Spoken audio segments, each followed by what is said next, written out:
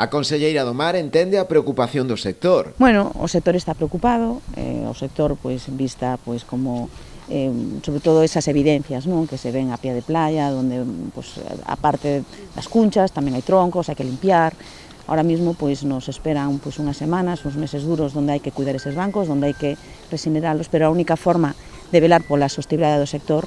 é ver o estado do banco, é ver que medidas temos que tomar e intentar que eses bancos sexan outra vez productivos. Na xornada de hoxe achegouse a Anseada de Beluso, onde se estiveron desenvolvendo tamén traballos de mostraxe, co obxectivo de avaliar o impacto dos temporais e a súa posible afección na alta mortaldade de marisco. Segundo ela, esta é a mellor fórmula para coñecer con exactitude o que pasou e poder deseñar posteriormente as accións de apoio ao sector. A finalidade é coñecer de primeira man pois os datos reais sobre o estado dos bancos, tendo en conta